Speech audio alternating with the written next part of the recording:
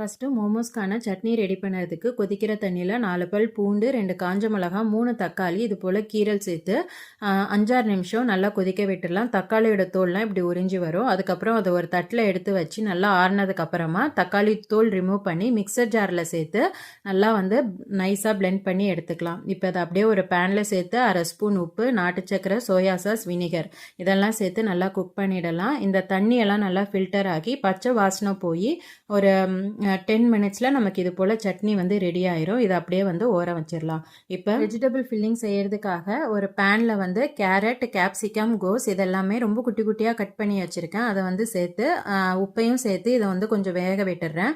வெஜிடபிள்ஸ்லாம் ரொம்ப குட்டி குட்டியாக நறுக்கி சேர்க்கணும். சாப்பர் இருந்தாலும் பெஸ்ட், அதில் கட் பண்ணிக்கலாம். நல்லா வெந்ததுக்கப்புறமா பெப்பர் பவுடர் சேர்த்து மிக்ஸ் பண்ணி வச்சிட்டோம் அப்படின்னா நமக்கு ஃபில்லிங்ஸ் ரெடி. இன்னைக்கு கோதுமை மாவில் தான் மோமோ செய்கிறதுனால கோதுமை மாவு தான் பிசைஞ்சு வச்சுருக்கேன், சப்பாத்திக்கு பிசைகிற மாதிரி. இதை நல்லா தேய்ச்சி விட்டு இது போல் ரவுண்ட் பண்ணி ஒரு ஸ்பூன் ஃபில்லிங் வச்சு நமக்கு மோமோஸ் எந்த ஷேப்பில் வேணுமோ அது போல் இது எல்லாமே ஷேப் பண்ணி எடுத்து வச்சுக்கலாம்.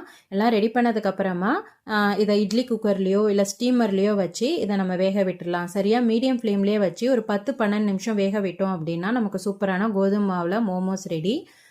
நம்ம ரெடி பண்ண இந்த சட்னியோட இந்த கோதுமை மோமோஸ் வச்சு சாப்பிடும்போது ரொம்பவே டேஸ்ட்டாக இருக்கும். மைதா மாவில் செஞ்ச மோமோஸை விட இந்த கோதுமை மாவில் ரொம்ப டேஸ்ட்டாக இருந்தது. வீட்டில் எல்லாருக்குமே பிடிச்சிருந்தது. கண்டிப்பாக உங்களுக்கும் பிடிக்கும். தேங்க்யூ.